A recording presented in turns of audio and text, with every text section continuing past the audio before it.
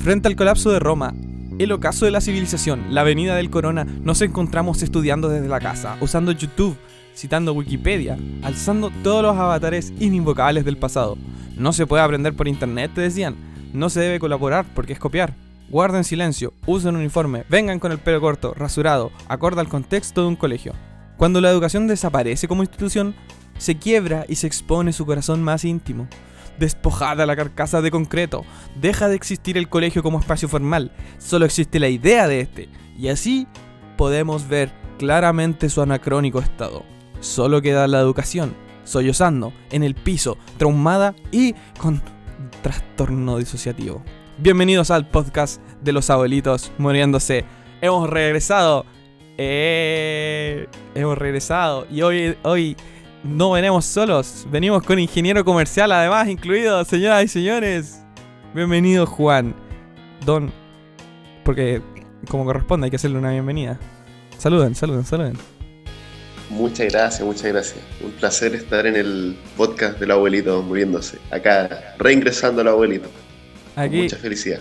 También está Bastián, que nos acompaña en esta ocasión, y Don Gabo. Don Bastián, ¿cómo está? Estoy bien, con sueño. Por si no sabe la gente, nuestro admirable público auditor, son las 9 de la mañana de un día domingo. Increíble, ¿no? De algún día domingo. Y aquí estamos grabando.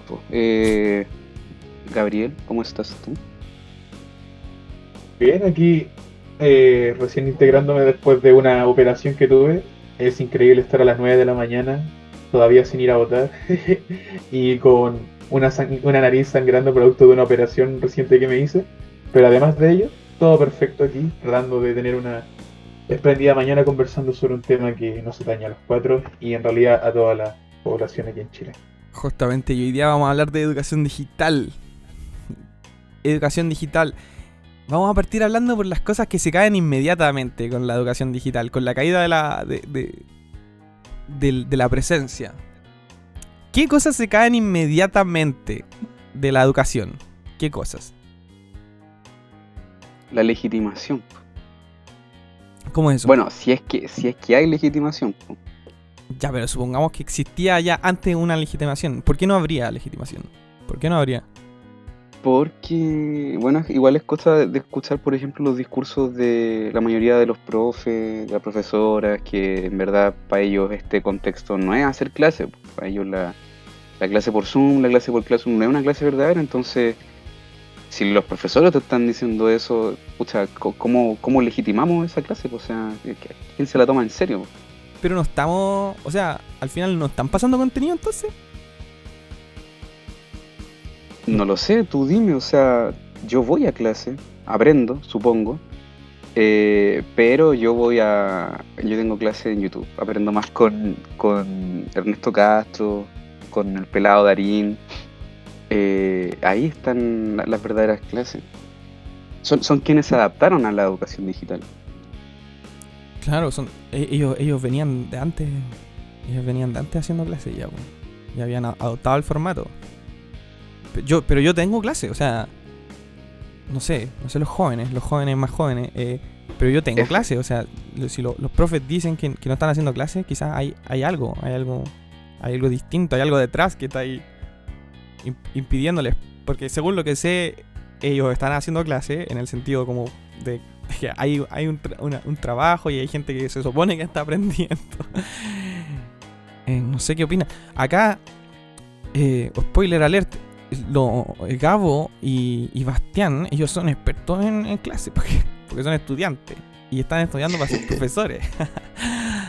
Entonces hay algo que decir. Don Juan, sí. ¿Alguna experiencia?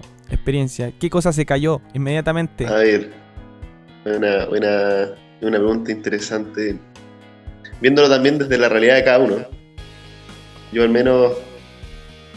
Yo estoy trabajando hace como ya 2 años y ya me olvidé del mundo de las aulas, del aprendizaje. Entonces mi experiencia ha sido desde el mundo del trabajo, de cómo han funcionado las reuniones por trabajo, si es que antes valía la pena o no hacerlas de forma presencial. Y la verdad que yo siento al menos ahora que la síntesis se hace mucho mejor. Como que estoy un poquito obligado a aprovechar estas instancias que antes tenía las personas en el 1 a 1, que me imagino que también se da en el colegio, o sea, bueno, en la U también, aunque menos, y en realidad no sé qué tanto importaba la presencia en la universidad, al menos en la media sí era un poquito más simbólica. En la universidad también ahí quizás ustedes pueden compartir la experiencia, pero desde el trabajo, mirándolo el Zoom desde el trabajo, es interesante que se tiendan a aprovechar estas instancias mejor que de lo que se hacía antes. Y es porque quizás también tenemos muchas más herramientas a disponibilidad. O sea, PowerPoint, podéis mostrar por Google Drive, hay herramientas que te muestran con el puntero, que te explican. Más de alguna vez hemos puesto un video en YouTube, o sea, por Zoom un video en YouTube. Entonces es un poquito como video sobre video, pero que al menos funciona cuando tenía un narrador o una narradora que te explica bien la historia. Entonces, al menos desde el mundo del trabajo, siento que funciona más eficiente que como se estaba planteando antes, donde tenías reuniones de personas de tú a tú. Lo que sí, el límite del tiempo, eso sí ha cambiado harto. Antes, por ejemplo, tenía reuniones fijas de 1 hora, pero ahora como que no tenía ese espacio límite porque antes había igual una demanda por las salas de presentación. En cambio ahora, como estás de tu casa, tu demanda es infinita, o sea, la oferta. Puedes estar todo el tiempo que queráis desde tu casa presentando, entonces se alargan un poquito más las presentaciones. Ahora, esa es la experiencia mía desde el trabajo, pero si nos vamos ya a la universidad, no tengo idea cómo ha sido para usted el mundo del aprendizaje.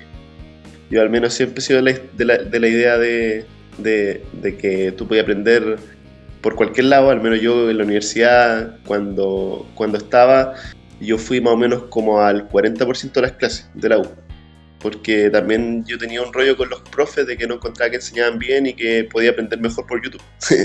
Entonces, probablemente lo que hice antes, hace 3 años atrás, ahora se está haciendo como una práctica común en los jóvenes. No sé, y veamos qué opinan ustedes. Dale, Bastián. Claro, o sea, Juan ahí dice que, claro, o sea, yo lo que entiendo por lo que está diciendo aquí Juanito es que el tiempo era un limitante en la reunión antes. Entonces, había un margen porque había que pedir la sala o porque todos tenían que hacer más cosas, entonces claramente el tiempo era limitado. Ahora, como se supone que todos están en sus casas tranquilos, no, pues el tiempo ya es ilimitado y uno prácticamente está todo el día en Zoom. Entonces, en ese caso, funciona como un pseudo panóptico, no en el sentido hippie, porque muchos de acá, la primera clase, no sé, a las 8 de la mañana, a las 9 de la mañana, resulta un poco incómodo porque estamos sacándonos la gaña, la mayoría estamos en el baño con la cámara desactivada, con el micrófono silenciado, esperando que no se active mágicamente, porque qué vergüenza. Entonces, En el baño, en hay la caca. como que claro, como que el Zoom o el profesor está dentro de tu casa y te está observando. Así, ya, a ver, ¿qué estás haciendo? Muéstrame qué estás haciendo. ¿Así te sientes tú, Bastián? ¿Así te sientes tú? No, como siendo... es una caricatura. Ya. A mí no me crean. Créanle a Gabriel. Gabriel es la persona, bueno, la gente tampoco sabe eso, pero con Gabriel nosotros somos compañeros Buda. de carrera. Don Buda, Y Gabriel es nuestro zen en nuestro todo zen. sentido. claro, la luz que ilumina nuestro camino. Con respecto a lo que decía, mira, era interesante lo que decía Juan, porque y a eso quería ir hacia la introducción, a que el aprendizaje ya era legítimo por YouTube, ya era legítimo usando fuentes de internet, ya era legítimo antes porque servía, en cuanto servía al propósito de aprender. Quizás no era legítimo para la estructura del colegio o para la institución, pero de que era legítimo porque servía y porque tú aprendías y porque no era indistinto tu aprendizaje a través de internet, pero antes era una opción. Ahora no, ahora estás obligado a estar en internet y ni siquiera se ocupan las metodologías que se usaban antes para aprender. O sea, no puedes elegir tú tu metodología, tienes que ir a la misma clase que ibas presencialmente, tienes que estar ahí sentado un poco menos de tiempo, pero igual es una clase así como normal, ¿no? Es una clase normal que se te transportó al espacio del internet. O sea, Dale. acá, por ejemplo, cabría la pregunta desde dónde se legitima, porque está claro que para nosotros, estudiantes, trabajadores, es una forma de legitimación. Ahora, ¿por qué va eso? ¿Quién lo sabe? Pero cuando yo planteaba el tema de la legitimación, más que nada me refiero al panel de expertos. Y el panel de expertos dice que no funciona mucho. Y lo más terrible es que ni siquiera es el panel de expertos real, porque en educación el panel de expertos real son los gerentes, los empresarios. Entonces, Los ingenieros comerciales. es interesante. Los ingenieros comerciales. Por eso tenemos acá al Bien. Oye, en todo caso, la cantidad de expertos que hay en ingenieros comerciales, weón, me hace dudar de mi carrera. No. Ya. Yo quería hablar de también el tema de las evaluaciones, pero en verdad creo que revolcarse más en lo mismo. No sé si a ustedes les interesa. Yo, por lo menos, creo que es tan raro todo, no sé.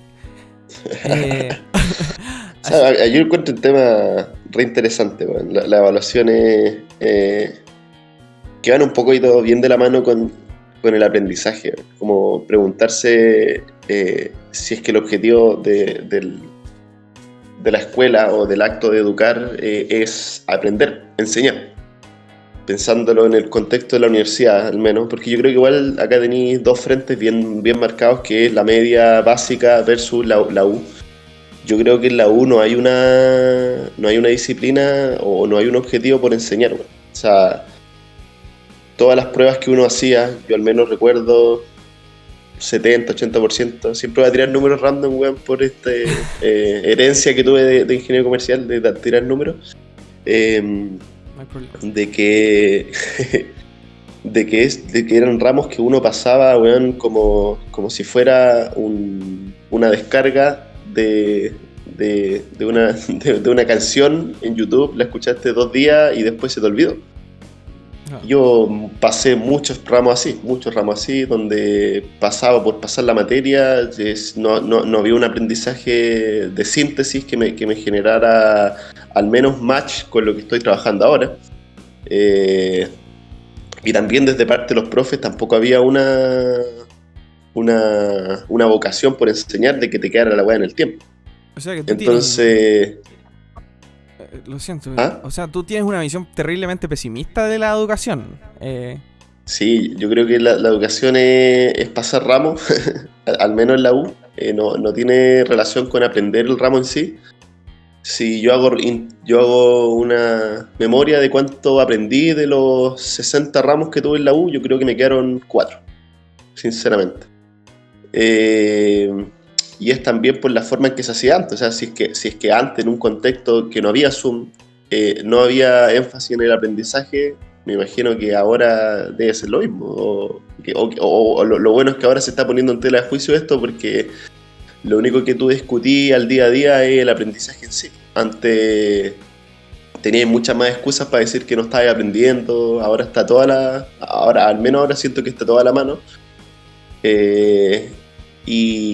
Y por mi parte, si es que el ramo, por ejemplo, te intenta pasar una materia por pasar, no con el objetivo de enseñar, y hay evaluaciones, bueno, si es que existen las oportunidades para hacer una evaluación en conjunto, llámele plagio, llámese trabajo colaborativo, llámese copiar, si está la oportunidad, porque el objetivo del ramo es solamente pasar el ramo, por favor que se dé. O sea, si es que existen instancias de hacer pruebas colaborativas, que se dé, por un tema netamente de que el ramo en sí no es aprender. Hay montones de ramos que pasaron así, puta, va a depender, insisto, de la realidad de cada uno, pero yo al menos los ramos que tuve en matemáticas en la U, que eran matemáticas culiadas, perdón, con todo el cariño que aquí de tenerle Felipe a las matemáticas, como buen futuro matemático, yo al menos no le veía una praxis desde lo que yo iba a ejercer. Entonces yo nunca las pesqué. ¿Y qué pasó? Me imagino con el 99% de mis compañeros, y que no pescaban las matemáticas. Entonces eso, por ejemplo, era un ramo en el que, al menos desde la lógica en que lo enseñaban también, era un ramo por pasar por pasar. Por lo tanto, si es un ramo que se quería pasar por pasar, tenéis la oportunidad de hacer una prueba de A2, de A3, bueno, hazlo, porque el objetivo es una mierda. En cambio, si el ramo es un objetivo de aprender, entonces date toda la paja, apréndelo, léetelo, anda más allá, estudia más, pero esos casos son muy pocos, son casos bordes. A mí la duda que me queda es el tema de que, claro, lo que tú expresas es verdad, es la percepción que tiene uno de ciertos ramos y de la educación en general, pero claro, es que la educación nunca tuvo como, y quiero volver a tu punto inicial, la educación nunca tuvo como propósito, entendía como fenómeno moderno de la modernidad, nunca tuvo como propósito enseñar, tenía como propósito generar tontos útiles, obreros útiles que no rompieran las máquinas de los señores burgueses cuando las utilizaban. Era para tener mano de obra más o menos calificada, para que fuera más eficiente. O sea, ¿qué tanto sigue esa concepción original como modelo, como modelo que simplemente está hecho para pensar en la industrialización y cómo se renueva hoy en día, cómo todavía sigue vigente? Los colegios técnicos, los colegios polivalentes, los colegios municipales, todavía se sigue una lógica súper industrializada de cómo deben ser. Por eso hablábamos del pelo corto, porque también hay un fetiche del estar ahí. El fetiche de la presencia es una cuestión súper importante y tiene que ver con el sentarse a trabajar y estar dando la hora y ser absolutamente ineficiente, pero tenéis que estar ahí las 45 horas. Hay todo un fetiche por la presencia, al menos acá en Chile. No sé si concuerdan conmigo. Yo en parte comparto mucho tu discurso. O sea, meramente con un análisis histórico se muestra de que la gran mayoría de las actividades y agencias de la realidad humana se ven determinadas por las técnicas y tecnologías que hay en el momento. ¿A qué me refiero con esto? La educación, como instancia en la cual se especializa el conocimiento de las personas, se engrandece y se ensancha al conjunto de la población en la medida en que las ciudades van apareciendo. Las ciudades como nueva tecnología, producto de un nuevo modo económico de funcionar del mundo. En esa medida, como bien dijo y recojo de Felipe, las exigencias de la economía hicieron de que se necesitase población letrada, al menos mínimamente, y que supiese dominar una serie de conocimientos básicos para la manutención del buen funcionamiento de la economía. En ese sentido, en la medida en que las ciudades modernas se fueron engrandeciendo y la población fue aumentando y la cantidad de obreros fue siendo requerida en mayor cantidad y en mayor calidad, la educación se fue aplicando al contexto de la mayoría de la población como una necesidad y política económica así macro. No es sino ya cuando la educación empieza a ser entendida como un derecho, no solamente para un grupo privilegiado, sino para la totalidad de la población, y es que recién empezamos a preguntarnos por las características humanizadoras de la misma. Por eso me parece de que el discurso como rectificante, defensor, incluso salvífico de la educación, que siento que yo y ustedes queremos recoger y queremos defender la educación, protegerla, se produce en la medida en que la educación deja de ser vista como simplemente esta herramienta para la manutención de un orden económico, pasa a ser como vista como la forma que tiene el humano de realizarse. No por nada Aristóteles dice que todo humano por naturaleza ama el conocimiento, busca el conocimiento. Y eso es básicamente lo que se quiere recoger. Ahora cabe preguntarse, ¿ha llegado ese mensaje a la institución educativa? Yo personalmente creo que en parte sí y en parte no. En parte sí, ¿por qué? Porque creo que los profesores en Chile sí están haciendo una labor de búsqueda de salvar la educación, en la medida que agregan el componente humano. No así, considero de que, al menos en Chile, a nivel de políticas de Estado, y también con bastante ayuda por parte de los sostenedores, se sigue reproduciendo la escuela como simplemente un expendedor de trabajadores. En este sentido yo quiero ser multipolar y establecer puntos. Objetivamente, para las necesidades contextuales es necesario tener gente que sepa trabajar. Eso es una necesidad, eso es completamente cierto. El tema es que no hay que dejar a estas personas únicamente comprendidas, centralizadas en función del trabajo, sino también del disfrute de su trabajo. Porque llámeseme loco, llámeseme raro, pero creo de que la mejor manera de trabajar es cuando tú gozas de lo que tú haces y a la vez cuando el entorno en el que tú trabajas es saludable. y eso no es posible conseguirlo en una educación que solamente enseña términos tecnocráticos y no así en habilidades blandas, en valores humanos. Por eso la visión pesimista que tenemos muchos aquí me parece que es coherente con respecto a una apreciación de la deshumanización que genera la educación y que es generada hacia la educación por parte de aquellos que la entregan a los estudiantes y a la vez por los estudiantes que se ven comprendidos dentro de esta deshumanización producto de las propias mecánicas internas de la institución educativa. ¿Esto tiene solución? Me parece que sí, pero vale siempre hacer la aclaración de que hay que hacer patente primero qué es lo rescatable y luego qué es lo que hay que desechar. Ahí sumándome a las palabras de Gabo, yo creo que ahí podemos hacer una distinción clara en dos tipos de educación, agarrándome de Paulo Freire, que habla de la educación mercantil o bancarial, como banco, versus la educación de la praxis, que sería como esta educación más bonita, donde hay aprendizaje a través de la interacción.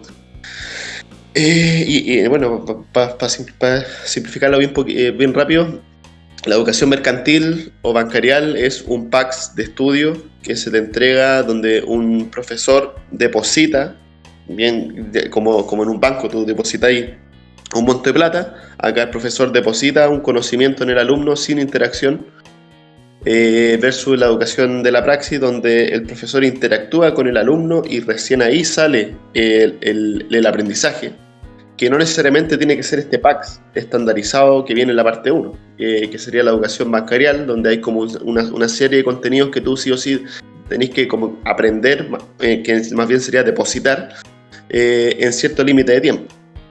Entonces yo creo ahí la pregunta, llevándolo al caso de ahora de Zoom, ¿cuál de estos dos tipos de educación hace mejor match con Zoom o con el aprendizaje no presencial? Porque, por lo que recuerdo, uno de los puntos fuertes de la educación de la praxis era que al menos tenía que haber una interacción, ya sea presencial o bueno, lo más importante que sea de la praxis, por ejemplo, aprender a construir un huerto y en la misma construcción del huerto el profesor puede aprovechar para pasar matemáticas, por ejemplo, donde te puede enseñar lo que es un área o el volumen, bueno, lo que sea. Entonces ahí buscáis un caso práctico y ahí estáis aprendiendo aprendizaje de otro lado, que sería la matemática, versus la educación bancarial donde te pasan estos ciertos estudios que se depositan nomás. A mí me da la sensación de que con Zoom podía ser mucho más educación bancarial, porque no tenéis presencia, tenéis mucho más incentivo que en realidad es la herencia de la educación, como dicen ustedes, industrializadora, la educación que solamente busca ciertos conocimientos depositados, pero que nunca te va a enseñar más allá. O sea, en la educación antigua, no sé si llaman la antigua, no sé cómo estará ahora, pero yo al menos cuando iba en la media o en la básica, no habían profesores que te enseñaban más allá, desde, por ejemplo, cómo funcionaba el sistema, cómo funcionaban los modelos económicos, para dónde quería ir. Yo creo que al menos siempre fue con una lógica de esta educación mercantil bancarial. Entonces, también una cuestión histórica que hemos heredado de la educación industrial y que yo creo que ahora es una instancia re buena para seguir replicando esa lógica por Zoom. Claro. O sea, igual a mí me gustaría hacer un punto, y acá quiero ser el antagonista, en el sentido de que no toda la educación o no todo el conocimiento, como hablaba Gabo, del tema del amor por el conocimiento, no todo el conocimiento puede ser práctico, no todo el conocimiento puede venir de la praxis, porque hay muchas cosas que se hacen solamente por el mero hecho de hacerlas, y la matemática entra muy bien dentro de esta categoría, a pesar de que la matemática tiene una categoría como de útil, porque ha devenido en su utilidad la matemática y su desarrollo, y así como la creatividad y su desarrollo, y me gustaría también extrapolarlo al por qué necesitamos que los jóvenes, niños y niñas sean capaces de desarrollarse desde la educación y desde la creatividad, porque la matemática se desarrolló como un ejercicio mental que no era para describir el mundo, que no era para ser útil y que no era para los grandes avances de la matemática. Fueron simplemente porque a este Perelman, a este Cauchy, a estos tipos estaban en su volá y querían hacer matemática. Ellos, claro, se dedicaban a otras cosas, pero la matemática era una especie de escape, como un escape filosófico de la utilidad. Y la utilidad vino después. La utilidad vino mucho después. O sea, lo que se está desarrollando hoy en día en, no sé, teoría de grupos, pues, va a venir útil en 500 años más, en 100 años más, no mañana. Y ese es el punto también de la filosofía, quizá, que se hace porque se hace y uno aprende a amar eso que hace. O sea, a mí me pasa que me gusta aprender, que me gusta el conocimiento y que tampoco también veo problemática eso de la praxis, ¿cachai? De sobreestimar la praxis. Dale, Bastián. Me llamo Bastián. Yo creo, mira, en verdad, más que nada para polemizar, porque, no sé, porque es temprano y necesitamos despertar un poco. Quizás yo en verdad no consigo una diferenciación tan tajante entre práctica y teoría. Ahora, es entendible porque nosotros también hablamos de práctica y teoría, porque al final es algo que se nos ha enseñado desde siempre. Y que para quienes nos gusta la filosofía y queremos hacer filosofía, obviamente, nos salta la historia de la filosofía esta distinción bien clara y radical entre sujeto y objeto. Ahora bien, todas las intervenciones que ha sufrido la educación y los cambios que han sufrido hace también replantearse el modelo que se sujeta, valga la redundancia, entre un sujeto y un objeto. Y al final el sujeto lo que pasa con él es que simplemente se mete dentro de este mundo que es supuestamente objetivo o pues, objetuable. Entonces, a pesar de que hablemos de matemática como algo puramente teórico o que hablemos, qué sé yo, de la química como algo teórico también, hay que entender que estas son saberes o son teorías que emergen de una práctica, no salen de un suelo etéreo. Entonces, quizá el rol de los docentes hoy en día es tratar de concretar, y esto en verdad yo lo planteo como hipótesis, no como un deber ser, aunque debería ser un deber ser, pero de que quizá la labor de los docentes hoy en día sería como tratar de demostrar que toda la teoría emerge de la práctica y tratar de mostrar después cómo esa teoría tiene su implicancia en la práctica. ¿Por qué? Porque pasa que los estudiantes obviamente se sienten alejados y aburridos con la teoría, porque al final, ¿de qué me sirve calcular el logaritmo si al final cuando vaya a comprar pan no voy a hacer eso? Entonces acá, por ejemplo, uno se podría cuestionar hacia dónde está apuntando la educación.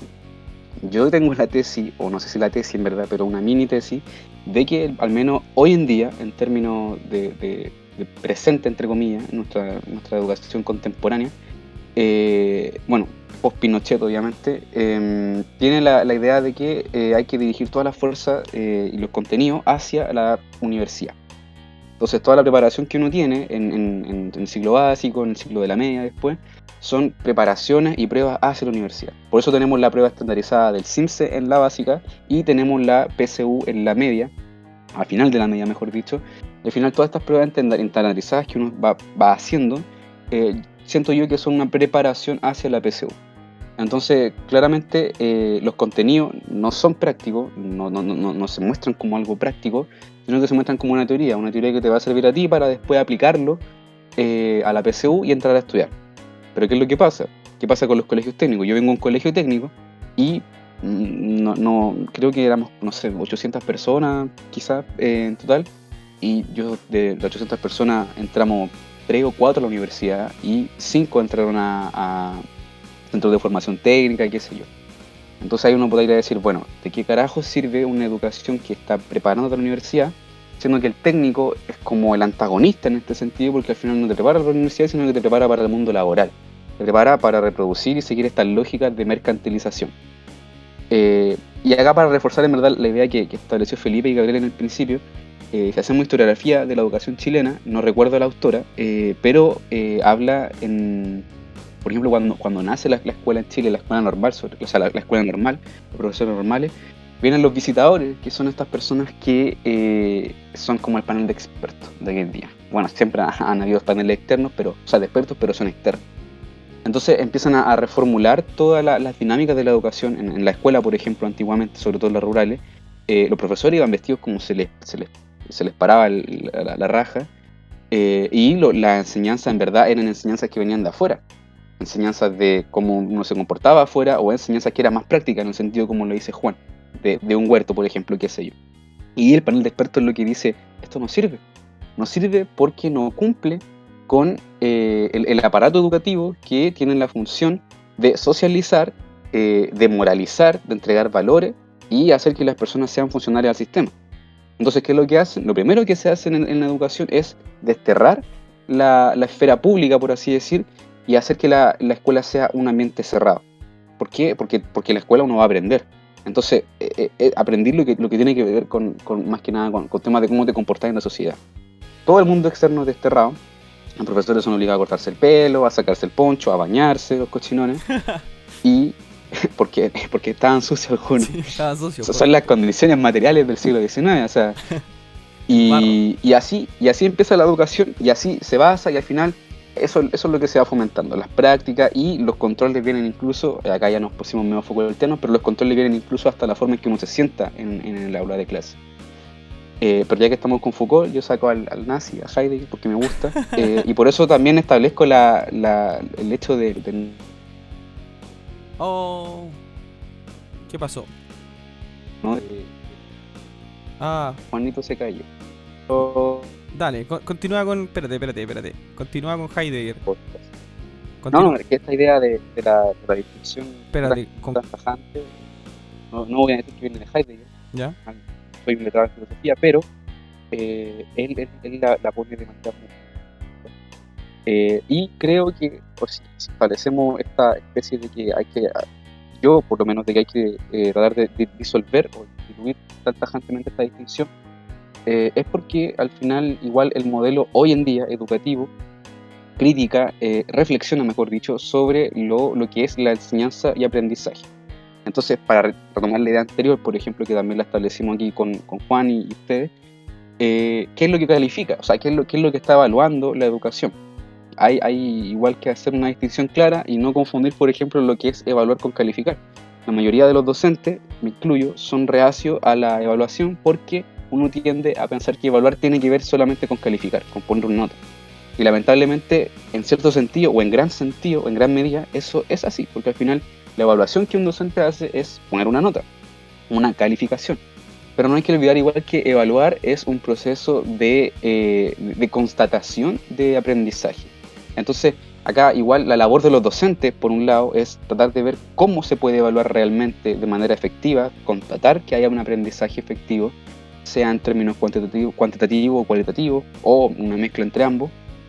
Y esto en verdad es una responsabilidad, yo creo, que recae en los docentes y que hay que exigir a los docentes, sobre todo a los nuevos docentes, porque al final somos los nuevos docentes los que vamos en gran medida a reformar la educación. Los demás son abuelitos muriéndose, entonces nosotros somos los que estamos a la vanguardia educativa. Pero también no hay que perder de vista que hay un sistema que se opone contra eso. Entonces, claro, uno le puede exigir al profesor, demandar que no, que es responsable del profesor, pero no hay que olvidar que hay un sistema en verdad que le está poniendo frente todo el rato y que entonces hace que todos los procesos educativos sean un tanto complejos. Ahora, con Zoom, no sé. Con Zoom, no sé.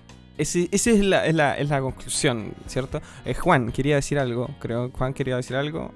Sí, ahí está rechoro esto porque te obliga a cuestionarte la educación. O sea, una cuestión... yo creo que para llevarlo esto más a palabras simples, en la educación que hemos tenido históricamente, el sujeto siempre ha sido el profesor y el estudiante siempre ha tenido el rol de objeto. Desde un contexto en el que el estudiante nunca ha tenido una interacción real con el profesor. Nunca el estudiante ha tenido la instancia para cuestionar, por ejemplo, el aprendizaje del profesor. Al menos acá en Chile. O sea, hay países como que están más avanzados donde tienen una educación mucho más orientada a que el alumno es sujeto. Por ejemplo, en Finlandia, los profesores, el estudiante propone el ejercicio de matemática al profesor. y el profesor lo resuelve, y después el profesor en realidad lo que enseña es la lógica con la que la desarrolló y no el resultado en sí mismo. O sea, el resultado da lo mismo si lo importante es cómo llegaste a él. Y que ahí es donde pecamos mucho, de que somos felices con que llegamos al resultado, pero no entendemos cómo llegamos a él.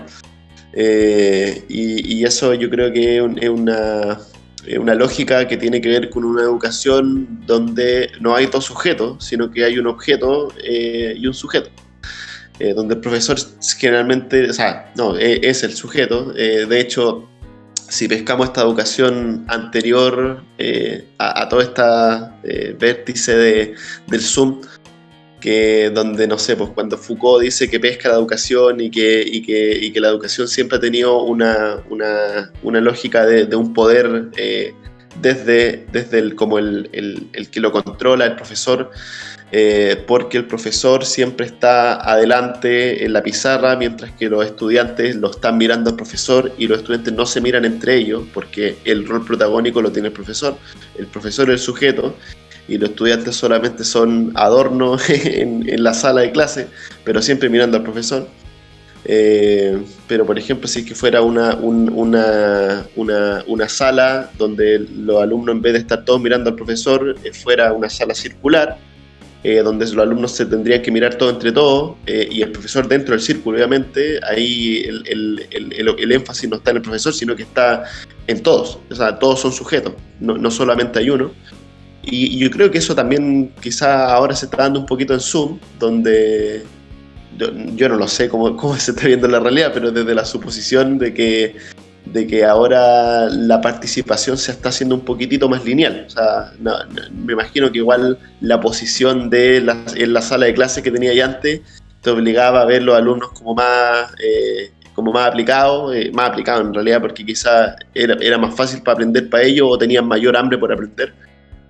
O encontraban derechamente el ramo más motivante, versus otro, que generalmente los alumnos como más aplicados se sentaban adelante, y los alumnos más porros estaban atrás a no pescar la clase. Y probablemente ahora no se está dando eso, porque ya no hay posiciones en la mesa, porque no hay sala, solamente hay una sala virtual. Y ahora estaría choro ver si es que, por ejemplo, los que participan siguen siendo los mismos de antes, o el nivel de la participación ha ido aumentando ahora con esta democratización del Zoom, porque te hacen menos también. Claro, o ha disminuido. Yo no lo sé. Es una buena... Que es una pregunta que también hay una pregunta que hay que preguntarse desde dónde viene el hambre por aprender. Por ejemplo, Felipe dijo que a ti te gusta aprender, a mí también me gusta aprender. Yo creo que probablemente a todos nos gusta aprender, de acá de los cuatro, y probablemente a todos nos gusta aprender como seres humanos, que nos gusta aprender pensando en que va a cambiar algo más adelante, o va a mejorar nuestro bienestar, algún aprendizaje. Pero preguntarnos por qué se apaga eso en la educación tradicional. ¿Por qué se apaga el hambre por aprender? ¿Qué estamos haciendo mal? ¿No se estará enseñando de la forma en que se tiene que enseñar? ¿No se está aprendiendo la chispa? Ahora en Zoom se seguirá siendo más fuerte o no.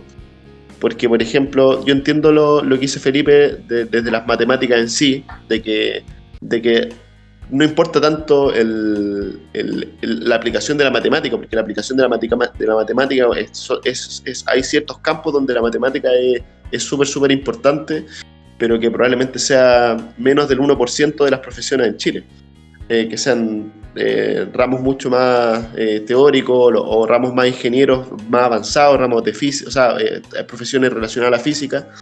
Pero yo creo que en el 90 y tanto por ciento de las profesiones, con cueva ocupáis sumar, restar, dividir, multiplicar, y chao. O sea, nunca vamos a ocupar una derivada en nuestra vida. Entonces, para nosotros lo que se nos debería enseñar es la lógica que hay detrás de aprender una derivada, la lógica que hay detrás de aprender un área, una integral, más que el resultado en sí mismo. ¿Qué estamos pensando? Y si es que nos cuesta aprender eso, porque es normal que te cueste, ¿para qué estamos con cosas? Es difícil aprender matemáticas abstractas. Por último, que busquen una segunda alternativa para enseñarnos la segunda el segundo aprendizaje de la matemática, que sería, una cosa es en la praxis, ¿cierto? Que una integral te permite calcular el área de algo, pero también hay un segundo aprendizaje que es la lógica que tú desarrollas en tu cabeza para llegar al resultado, porque siempre está ahí como una lógica de buscar el resultado con la menor cantidad de pasos posible. O sea, de una u otra forma la matemática te enseña a optimizar. Y que yo creo que es el mejor aprendizaje que se tiene desde las matemáticas, que te enseñan a optimizar, a buscar el resultado en la menor cantidad de pasos posible, que tiene muchas mayores utilidades, claro, se supone. Pero, o sea, yo no sé si te premian por la creatividad en un contexto de prueba que tenéis 2 horas para resolverlo. O sea, sí o sí vaya a querer buscar el camino más fácil posible y no vaya a buscar el camino que te haga 20 pasos más allá porque no te da el tiempo tampoco en una prueba. Pero también, no sé, uno en la vida diaria, para lavarte los dientes, no Sí, pescáis toda la pasta, la llenáis. Pero me gustaría igual volver al reduccionismo, o sea, igual eso es reduccionista, y la educación, si la reducimos a eso fundamentalmente, estamos perdidos en la discusión enriquecedora con respecto a la educación. O sea, cerremos la puerta, abramos los colegios y concatenemos eso nomás. O sea, no hay nada más. Claro, reducirlo a eso es reducirlo a nada más. Y yo creo que tiene que ver. Mira, ¿sabéis cuál es el punto aquí? Para no ya dejar de hablar de matemática, porque este podcast no es sobre matemática. El fenómeno que sucede dentro de los colegios es un fenómeno de aculturación. En tanto, cuando tú, y como decía Bastián, cuando tú sales de tu casa, cuando eres preescolar, ¿cierto? 0, 2 años, tú ves la vida de una forma.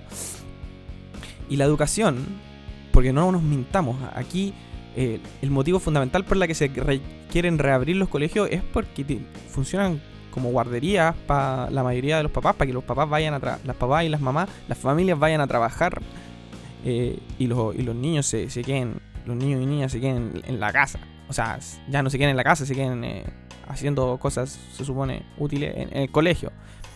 Entonces, la cuestión es que cuando el preescolar sale de su casa, viene con una cultura que es bastante laxa. No tiene reglas porque puede hacer lo que quiera. Y el colegio lo que hace es aculturarlo. Es decir, toma esta forma de pensar y la cambia por la del status quo. Y en ese sentido, reproducir, y quizás mi punto es reproducir esa lógica del utilitarismo cuando previamente no existía tal cosa, creo que eso es un error. Bastián quería decir algo y creo que Gabo, porque no sé si... Sí, de hecho iba a decir eso, sí, que el Gabo quiere decir algo en verdad. Tengo algo, pero prefiero que el Gabo diga algo. Sí. Porque el Gabo. Yo quería comentar un par de cosas. Miren, yo personalmente siempre me gusta hacer el reconocimiento de las cosas que me parecen obvias y luego las cosas que parecen merecedoras de transformación.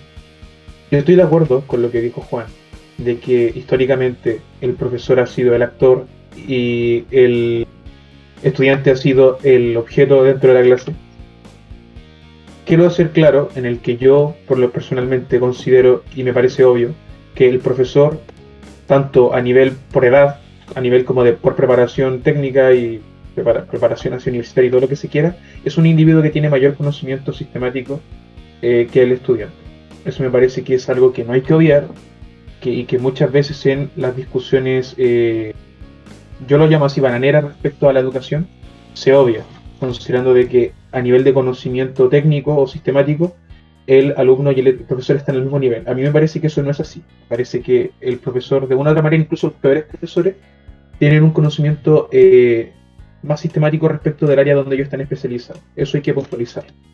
Ahora bien, un profesor desmarcado de su contexto material y desmarcado de los alumnos con los que tiene al frente es un profesor que está destinado al fracaso. Tú puedes ser el profesor más seco en matemáticas, tú puedes conocer la demostración de toda la integral y todas esas cosas, pero si tu alumno es un alumno de una sociedad, de un barrio en riesgo, que llega con hambre, tú no le vas a enseñar cómo funciona el logaritmo si el compadre está muriéndose de hambre en tu sala. Entonces, ¿qué pasa? Tratar al alumno como un actor, yo quiero puntualizar esto, no tiene que ver con ponerlo en el mismo plano epistemológico que el profesor. El profesor sabe más respecto de su área, mas sin embargo el alumno viene con un conocimiento y con las consecuencias de ese conocimiento mundano que él tiene, en este caso, que puede ser un cabo de bola, que tiene hambre, y por tanto no va a recibir una educación bien, si para empezar no tiene la energía ni la posibilidad cognitiva de atender a lo que tú estás diciendo. Entonces tratarlo como actor educativo al estudiante pasa por eso, por reconocer sus circunstancias materiales y atender a si el factor cognitivo está funcionando bien o no. Eso para empezar me gustaría puntualizar. Respecto a la utilidad de los conocimientos que habló Juan, donde él mencionaba de que muchos conocimientos se volvían inútiles en la praxis cotidiana, para mí no es descabellado y me parece una necesidad la existencia de las especializaciones con respecto a los estudiantes. Esto de lo electivo y cosas así, a mí me parece una cosa necesaria, producto de que hay personas que tanto por capacidades como por interés están orientadas a distintos tipos de conocimiento. Por tanto, esas cosas se tienen que mantener y reconocer. Mas, sin embargo, hay asignaturas que deberían disminuir en su preexistencia como asignatura durante todo el periodo educativo. ¿A qué me refiero con esto? Lenguaje, matemática, deberían ser ramos que no deberían durar todos los cursos, todos los años, hasta que tú sales del colegio. Deberían ser ramos que tienen una duración específica, que por lo general no debería sobrepasar primero, segundo, medio, y luego inmediatamente la acortación por electivo debería introducirse, producto de que más o menos ya se puede vislumbrar un interés o ciertas cualidades superiores en otros ramos por parte del estudiante a esa edad. Y también recojo lo que dijo Felipe, de que hay que destruir, hay que hacer desaparecer la minusvaloración de los colegios técnicos y la sobrevaloración de los colegios humanistas. Eso tiene que hacerse desaparecer sí o sí. Una de las razones por las que se suele hablar de, por ejemplo, de que la educación chilena funciona mal, es que muchos estudiantes salen con una educación, llámese deficiente, producto de orientaciones y a la vez el sesgo que existe poblacionalmente por los modelos de colegios que hay. Y esto yo lo digo en carne propia. Muchos de estudiantes que fueron compañeros míos en básica, en colegios de básica, que no tenían esta separación entre colegios técnicos y colegios científico-humanistas, y que entre comillas teníamos la misma formación, fueron menos valorados, obtuvieron menores posibilidades de obtener éxitos laborales o éxitos al momento de entrar a la universidad, producto del carácter segregante que produce esta distinción valorativa. A mí me parece que tiene que el Estado y nosotros mismos como ciudadanos poner isovalentemente sus colegios en el mismo plano. Y a su vez me parece de que el problema universitario, que siento que igual lo hemos tocado poco, hay que solucionarlo, y para hacer eso viene a ser por el reconocimiento de los institutos. Acá en Chile se habla de que no todos pueden ser universitarios, más allá del hecho de si es viable económicamente o cosas así, porque no hay suficientes universidades. Yo digo, al contrario, las universidades existen. Están las universidades y las universidades de segunda mano que no se quieren ver, que son los institutos. Los institutos con el suficiente apoyo, ya sea de privado, ya sea Estado, no nos vamos a poner a discutir de eso. Con el suficiente apoyo y reconocimiento educacional a nivel institucional, son perfectamente universidades que el día de mañana pueden estar funcionando y permitir que todos las y los estudiantes de Chile tengan acceso a una educación universitaria. Ahora, recogiendo la gran pregunta que hizo Felipe, ¿qué función cumple Zoom? ¿Qué pinta Zoom Bastián, con respecto a la educación? Fue Bastián, disculpa. Zoom, como bien dijo Juan, te da una de cal y una de arena. Se puede prestar tanto para la educación bancaria como para la educación de la liberación. ¿Por qué? Porque en Zoom es una relación que puede perfectamente ser unidireccional, y esto los memes lo han hecho ver totalmente. Un profesor con la cámara prendida hablando y todos los estudiantes muteados con la cámara apagada. Eso me parece una situación deshumanizante y es terrible, tanto para el profesor como para los estudiantes. El profesor, porque por primera vez, y esto sí me parece gracioso pero a la vez triste, se ve frente a los estudiantes en una misma situación de él hablándose a los estudiantes unidireccionalmente, mas sin embargo él no los puede ver. No existe esta mirada panóptica en donde él puede atender a sus gestos, si están tomando atención o no. Ahora él es el desposeído. Entonces, ¿qué pasa? El profesor tiene el papel de desposesión del estudiante. Y a su vez, el estudiante, el que tiene el micrófono apagado durante toda la clase y la cámara,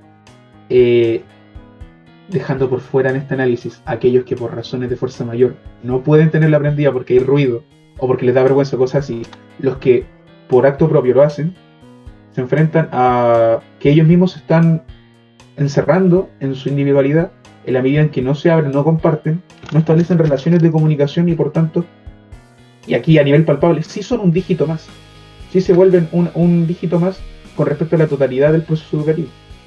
Somos nosotros los Ahora culpables al final del día. No los totales culpables, yo personalmente no creo en la libertad individual, yo creo que las tecnologías y las estructuras determinan los seres humanos y por tanto las propias modalidades de Zoom condicionan a que estas cosas sean una condición de posibilidad. Si por ejemplo Zoom obligase de manera como propiedad de la aplicación que tuviese la cámara prendida y el micrófono prendido, esto sería un escenario completamente distinto porque no estarían determinando. En este caso nos determinan, pero al contrario nos dan opciones.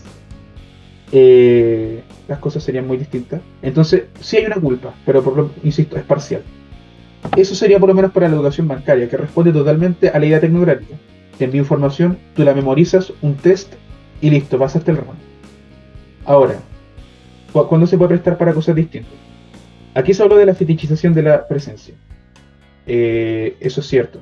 Muchas veces clases o contenidos que no requieren de la presencia física de uno, solamente un atendimiento que en este caso se puede dar telemáticamente, permite acceder a conocimientos que después uno puede aplicar aquí dentro de su propia casa. Yo lo digo así, yo recibí ayuda psicológica, producto de que pasé por una situación de estrés, con los psicólogos de la U, mediante atención telemática. Y yo me he atendido también con psicólogos a nivel físico, y la experiencia fue similar. Incluso fue más engrandecedora, porque los psicólogos, en su atendimiento de que no estábamos corporalmente, se mostraban aún más atentos, aún queriendo demostrar más de que en una situación de este contexto, la pandemia y el encierro, querían ayudar. Entonces el factor humano no desaparece cuando tú no estás físicamente. Es solamente una posibilidad. Y está en uno como humano, como especie, aquí la algarabía humanista, si está como destino de la especie, el ser metafóricamente hablando, de piel, el atender a los sentimientos de los demás. Entonces, ¿qué pasa? Profesores han implementado modalidades para que sus alumnos hagan trabajo de tecnología en vivo. Profesores han hecho clases de música en donde cantan en vivo y como este destiempo que hay a veces del envío de información ha generado videos que son famosos de estudiantes que se largan a reír porque alguien está cantando y justo se mete otra en la estrofa producto del destiempo que hay. Son situaciones que muestran que la posibilidad de enseñar y a la vez ser humanos, cuando se está enseñando, está ahí. Solamente está en la posibilidad de los profesores y en el interés de los alumnos, tanto de participar como de valorar el componente humano. Aquí yo no quiero ser el padre inquisidor de los profesores, porque me parece que ellos no son los totales culpables. Para empezar, Chile, aquí centrando en nuestro contexto nacional, no estaba preparado para una educación digital. Me tocó entrevistar a muchos profesores, tanto por cuenta propia como por ramos de la universidad, entrevistar a profesores producto de la pandemia. Hay profesores que se han desvivido para intentar contactar a sus alumnos, que han gastado su dinero para incluso comprarles notebooks. Entonces, ¿qué pasa? El componente humano está, profesores humanos están. Lo que no hay es una ayuda sistemática por parte de los sostenedores y del Estado para permitir que la educación llegue isovalentemente a todo el país. La educación se puede mejorar, sí, las intenciones están, pero faltan los recursos y una mayor visibilización. Al menos esa sería mi gran acotación. Dale, Bastián. Bueno, primero, sobre la anécdota que contó Gabo, sobre su estadía con psicólogo. Carlos Pérez diría, no era estrés, era capitalismo. Una wea totalmente absurda. No sé, a mí en verdad como que Zoom me parece un arma de doble filo y en verdad la educación en general. Creo que lo que podemos, no sé si estamos de acuerdo, si no nos agarramos a combos, pero de que sí o sí esta modalidad lo que hace es más que nada poner en tela de juicio la noción misma de educación. Porque al final es eso lo que está en juego. Y como dice Gabriel, el Zoom permite las dos modalidades, las dos posibilidades que estableció Juan, que es una educación bancaria o una educación crítica, que es la que establece Sergio Freire. Ahora sí. Pero bueno, en verdad yo creo que tampoco hay que reducir la educación, ahí también como dijeron por ahí, porque si fuera por eso, bueno, ¿qué decimos los que estudiamos filosofía? Nos vamos a la borda porque al final no tiene ninguna utilidad lo que nosotros decimos. Entonces hay que tener cuidado ahí con caer en lógicas que uno critica y terminar por reproducirlas. Pero es parte del proceso, en verdad. Yo en lo personal igual tengo una cierta aversión con las escuelas media hippie. Tuve que investigar a la pedagogía Waldorf, que como que son una cuestión bastante sectaria, creo yo. Si hay alguien que nos escuche que es de la pedagogía Waldorf, por favor, dennos su experiencia, si es que puede. Manda un correo a abuelito. Manda al bajo correo consultas. a abuelito muriéndose, el abuelito es con W, muriéndose, 12 @gmail.com. Nos escribe ahí su experiencia en una pedagogía Waldorf. Claro. ¿Quién era el líder?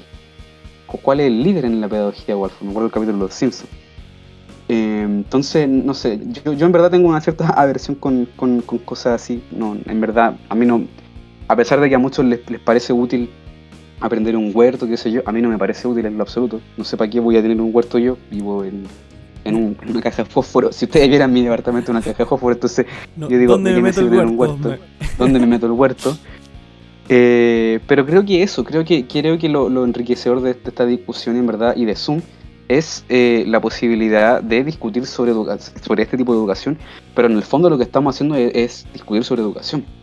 Porque al final lo que ha pasado en Chile es que no hay una discusión clara de lo que es educación, no hay un acuerdo, aunque no debería por qué haberlo tampoco expresamente, pero no hay un acuerdo entre lo que es educación, lo que se entiende por aprendizaje, enseñanza y todo si es un proceso, si es una meta, no tenemos idea. Y no nos ponemos de acuerdo, y mientras no nos pongamos de acuerdo, al menos en algo mínimo, está difícil. Porque al final, claro, te dicen que hay contenidos mínimos que tenéis que pasar, porque al final esos son los consensos a los que estamos llegando. Pero son contenidos mínimos que al final son para que tú memorices, no es un aprendizaje efectivo, y esto es muy a mi pesar. Entonces, claro, quizá sobre Zoom lo único que podría decir sería el hecho de que si bien los profesores tienen como este terror de la pantalla negra y del silencio ensordecedor, no es tan diferente a cómo eran las cosas. Yo creo que la gran diferencia es una pantalla que está puesta al frente, porque al final la pantalla negra es más que nada una careta, y al final lo que expresa la pantalla negra no es más que el interés o el desinterés del estudiante. Y el silencio ensordecedor, en verdad, eso es hace siempre. O sea, yo recuerdo en el colegio, en la universidad, los profesores hablaban, preguntaban cosas y uno se quedaba callado. Y en filosofía era peor, porque te hacían una pregunta, alguna duda, y tú tratando de hilar alguna pregunta o pensando alguna cosa, y bueno, avanzamos. Entonces, en verdad son hartos problemas los que están detrás de esta plataforma y esta modalidad de estudio. Ahí me gustaría primero aclarar el punto del huerto, que a lo mejor quizás porque tiene dos vertientes aprender sobre un huerto en realidad, o en realidad cualquier cosa. Sobre cualquier cosa. Siempre hay un aprendizaje como de lo que tú estás aprendiendo en sí mismo, que sería aprender a hacer un huerto, pero hay un aprendizaje detrás de cómo tú ocupáis el contexto del huerto para tú poder enseñar algún otro tipo de aprendizaje, que era más o menos el ejemplo que daba de enseñar matemática a través de un huerto, sí, por ejemplo, calcular el área o el volumen, y que al final es un desafío que se tiene que sistematizar, que el cómo tú ocupas enganches para poder hacer un aprendizaje mucho más expedito en el alumno y llamarle la atención. ¿Cuál es el gancho? Me pongo el ejemplo de Pancho, por ejemplo, el profesor del reemplazante, que a uno de los alumnos, uno de los más porros, le prendió la llama por la matemática a través de las drogas. O sea, no a través de las drogas como tal, pero le dijo, bueno, si tú eres... Bienvenido al mundo de las drogas. Bienvenido al mundo de las drogas. No, pero le enseñó, le dijo, bueno, la acción que tú hacías ahí, o más que matemática, era como más de economía, como eso no es rentable, si es que tú compras, no sé, 2 bolsas de merca, tenés que venderla a un cierto precio, para que la weá ganéis plata. Y cuando le dice como por qué existen gente que trabaja, que es narco, es porque para ellos es mucho más rentable ser narco que vivir no sé, limpiando autos o de barrendero, porque van a ganar mucha más plata. Es una weá de sumar nomás, es la matemática. Entonces ahí te das cuenta que agarró un enganche súper desde la realidad del alumno, que es más o menos en contexto lo que hizo Gabo, por ejemplo, cuando decía que cómo humanizar la educación. donde acá el profe pesca la realidad del alumno y en base a su propia realidad le empieza a enseñar desde su realidad y no de la realidad del Pancho, que era un hueón que estaba en lo más alto de Las Condes. Bueno, eso es lo primero, de que la pregunta es que si ese es un desafío de los profes de forma individual como ellos, o se tiene que sistematizar por parte del Estado, de generar ganchos que hagan que los alumnos sean mucho más motivados por aprender. Y acá es donde viene la parte de Zoom. Zoom lo que te obliga es aprender por otros lados, no por aprender del profesor, que no es una fuente principal, y te obliga a aprender por YouTube, te obliga a aprender por otros lados, y te das cuenta de que en YouTube hay aprendizajes mucho más valiosos, o sea, y que probablemente los que subieron los videos a YouTube quizás no los subieron pensando en que tenían que enseñarle a 10.000, a 100.000 personas. Probablemente Julio Profe no subió sus videos pensando que iba a tener tanta repercusión. O sea, ¿por qué existe Julio Profe, por ejemplo? Que tiene 1 millón de visitas sus videos. O sea, imagínate cuántos profesores está supliendo el aprendizaje, porque el bueno es tan crack, su forma de aprender es tan rápida, no sé, tiene una síntesis tan buena para aprender que porque él sí puede tener 1 millón de visitas y no otro profe que debe tener, no sé, 5.000 visitas su mismo video en YouTube, o incluso 1 o 0. Yo creo que YouTube o el mundo digital, de aprender por Zoom, de lo que sea, te abre este mundo de competencias que tú buscáis, de que, ¿sabes que este profe no me gusta cómo enseña? Voy busco en YouTube y busco otro profe y este lo hace mejor. Y le mando este link a mis compañeros porque él enseña mejor que nuestro propio profe. Entonces yo creo que el mundo digital de Zoom, de una u otra forma, te obliga te abre un mundo de una educación mucho más...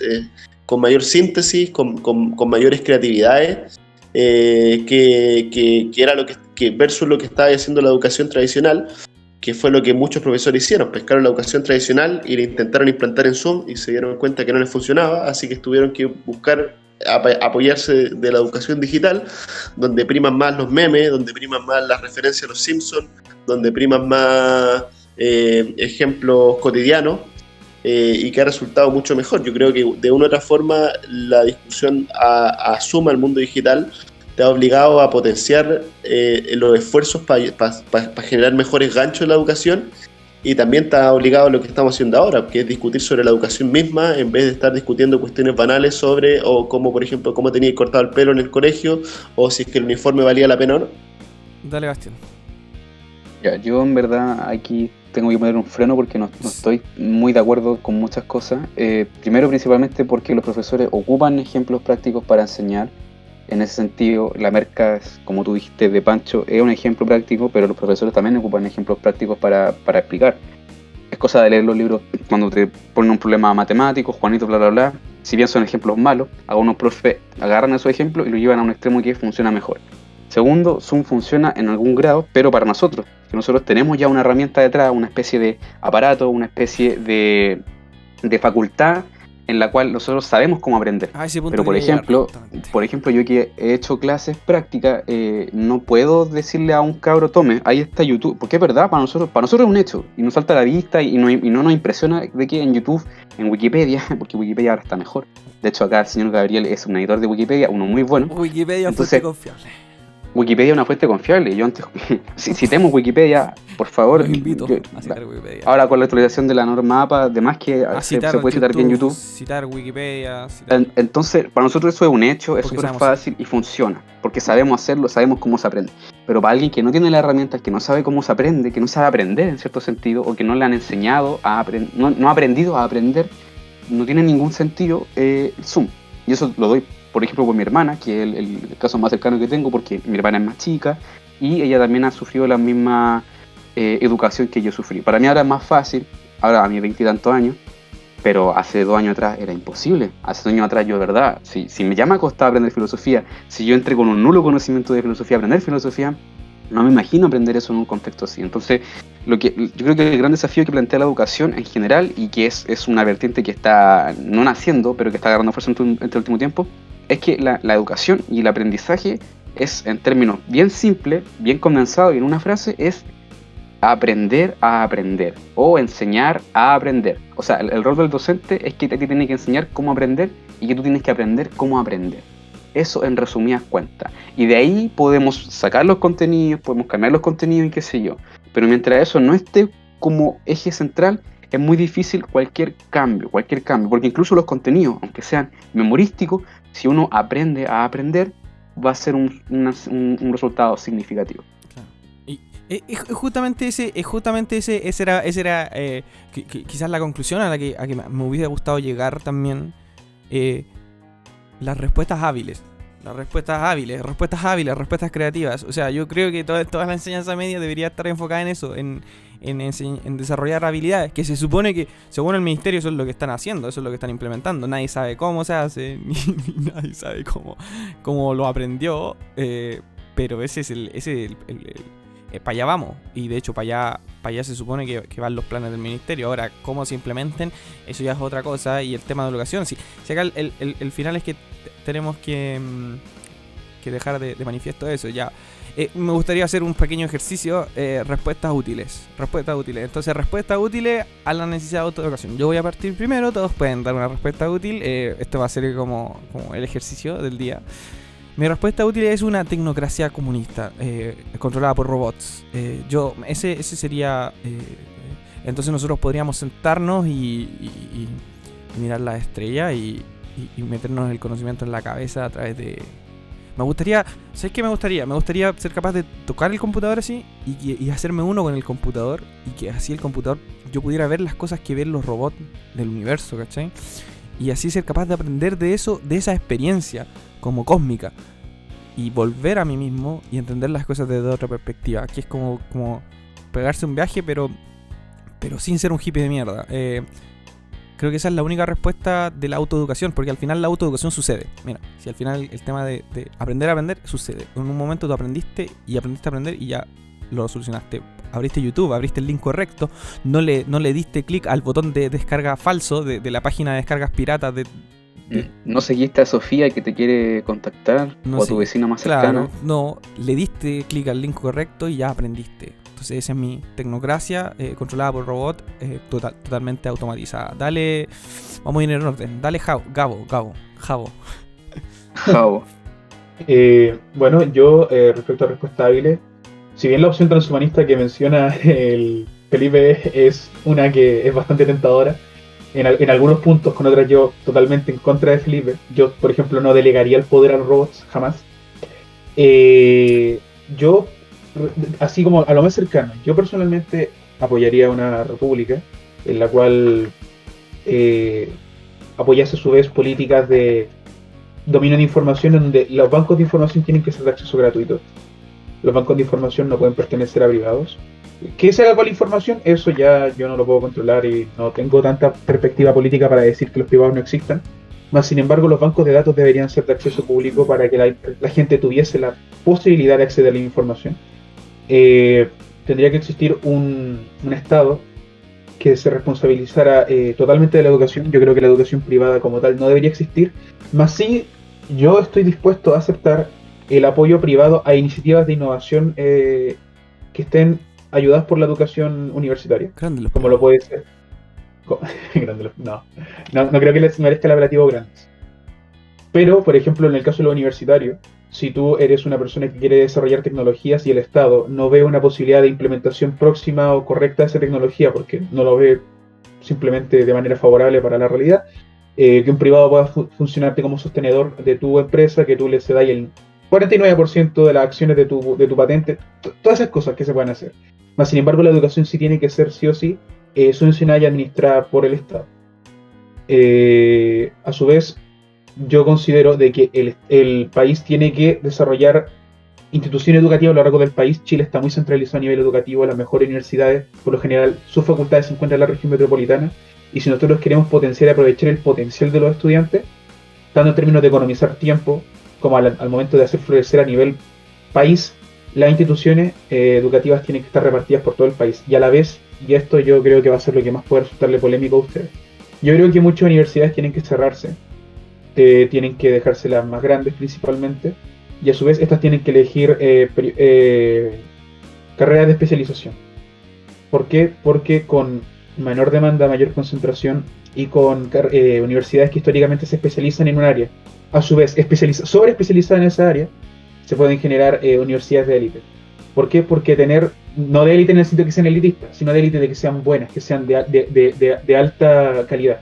Cosa de que se pueda tener estudiantes que simplemente vayan y obtengan una cualificación de carácter mundial y que puedan hacer que Chile entre en una palestra de buen desarrollo educativo y buen desarrollo de mentes a nivel de educativo. Perfecto, perfecto. Dale, Bastián, tu respuesta hábil. Yo no voy a dar una respuesta hábil porque creo que eso abriría paso a un tema que sería cuál es nuestra sociedad ideal o qué sé yo. Simplemente voy a decir dos cosas sobre educación que deberían, más que nada, tomarse en cuenta y potenciarse, porque son cosas que existen. Primero, los TIC. Los TIC son las tecnologías de información. En verdad no me sé el nombre, perdón, eso fue un chamullo, pero los TIC son, por algún modo decir, la implementación de la tecnología en el aula, cómo se utilizan las tecnologías y qué sé yo. Entonces yo diría que en educación lo que hay que hacer es potenciar los TIC, porque están los TIC, hay ramos que los profesores nos enseñan TIC, y hay ramos donde los profesores tienen que utilizar TIC. Hay profesores que ocupan los celulares, qué sé yo, concursos, qué sé yo. Y hoy en día lo que hace Zoom es obligarnos a potenciar los TIC y una correcta implementación de TIC para todos los profesores, no solo para los jóvenes, sino que para los abuelitos muriéndose. Y lo último que diría sobre eso sería lo que ya dije, que sería tratar de hacer que el eje central sea el alumno, pero basado en que el alumno aprenda a aprender y que el profesor enseñe a aprender. Más que nada, eso serían mis puntuaciones sobre educación. Perfecto. Dale, Juan, palabras al cierre, respuestas hábiles, como que le quieras Sí. decir. Yo creo que la síntesis de Bastián estuvo bien buena. De hecho, no tengo nada que decir. con todo podría simplemente redundar un poquito en lo mismo. O sea, quizás la pregunta diría, ¿quién tiene que tomar el rol de enseñar a educar? Si es que los profes a sí mismos, la pega está en manos de ellos ahora, o derechamente falta algo sistemático de parte del Estado que implemente esa política, porque siempre se tira mucho la pelota a los profes como de forma individual, no, que los profes tienen que desafiarse permanentemente, pero definitivamente falta algo a nivel política de Estado que de partida te genere estos TIC, que lo acabo de buscar en Google Chrome, y era tecnologías de información y comunicación. Para resolver los TIC. Exactamente. ¿Cómo el Estado te genera la mayor cantidad de TICs que te permitan enseñar a aprender lo más fácil posible? Y lo segundo que no sean TIC nervioso. Claro, TIC que no generen TIC nervioso. Claro. Y lo segundo es que el aprender a aprender es una weá que nosotros hacemos siempre. O sea, de una u otra forma, nosotros tenemos aprendizajes muy ajenos a la educación tradicional. Acá mismo, o sea, casi todo acá, probablemente todos sabemos de música, por ejemplo, a tocar instrumentos musicales por cuenta propia. O sea, todo eso lo buscamos en YouTube o aprendimos de alguien, o al menos yo fue full YouTube, desde mi primera nota en la guitarra hasta lo que sé ahora, full YouTube. Lo mismo que, por ejemplo, ciertas aprendizaje en programación, también full YouTube, full GitHub. Entonces, yo creo que es una experiencia de que se puede hacer todo, de que todo se puede aprender por YouTube desde el momento en que se aprende a aprender. O sea, esa es la condición básica, pero después un mundo maravilloso. Tú puedes aprender lo que sea por internet y es muy lindo. Bueno, chicos, y con esto nos vamos despidiendo del podcast de los abuelitos muriendo. Es el mejor podcast de la posmodernidad después del de Villegas. Y quería más que nada hacer una palabra al cierre, decirle a nuestros auditores que estamos de vuelta y venimos sobrecargados y que tenemos canciones nuevas, así que ahora el señor editor, el señor productor tiene que estar poniendo la música porque nos empezamos a despedir. Así que algo, última palabra, 20 segundos para decir alguna última palabra, un anuncio, algo, cualquier cosa, ¿no? Estamos en SoundCloud, estamos en Evox, estamos en YouTube, estamos en todas partes porque somos omnipresentes. Abuelitos muriéndose. Abuelitos El muriéndose. Un 12 al Un final. 12 al final, Abuelitos abuelitos. muriéndose. Eso estamos en Así SoundCloud, que estamos en Facebook. Está nos todo en pueden YouTube. seguir. Está todo en YouTube. Está todo en YouTube, hermano. Que Está esté- todo en YouTube. esté todo bien. Es Adiós. un conocimiento, está todo en YouTube. Está todo en Chao a YouTube. todos. Todo en YouTube. Chao. Muchas gracias. Chao a Que estén todos. bien. Voten, Chao a voten. todos. No se organicen, voten. No se organicen. Vayan a votar. No se organicen. Chao, chao, chao, chao. Nos vemos.